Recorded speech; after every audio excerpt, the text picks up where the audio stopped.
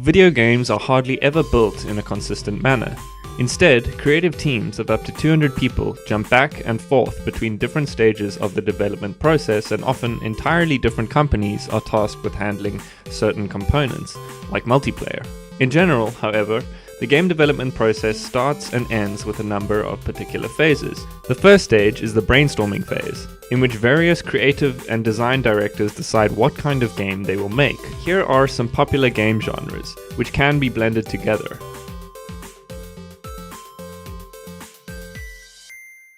Developers are limited by the technical specifications of the particular platform their game is being created for.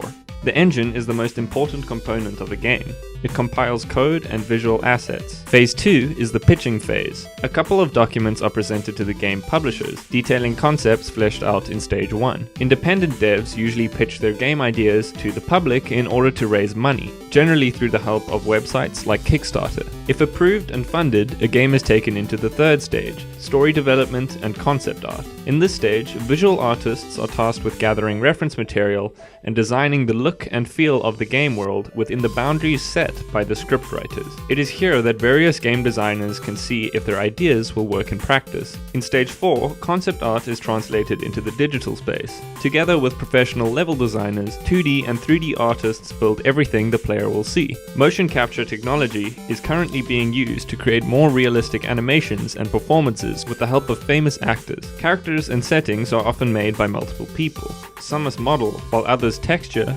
rig, and light. Voice acting runs in correlation with this phase. Programmers are given 2D and 3D assets as they are built to make sure they function within the game engine in phase 5, writing thousands of lines of code to allow players to interact with them. Artists, animators, and programmers work together to ensure their game is responsive as well as visually captivating. In phase 6, devs privately or publicly share alpha and beta versions of their game, gathering feedback and bug reports which they can fix before release and use to make sure everything is as engrossing and compelling as possible. Once completed, a game's assets and code are sent off to be printed on discs and distributed to retail stores across the globe or released digitally. Game trailers are featured online, along with physical advertisements and marketing campaigns. The final stage of game development regards updates and patches to fix more bugs and glitches, as well as either paid or free story-based or multiplayer downloadable content to keep players enjoying the game a couple years after release. And that concludes this breakdown of the video game development process.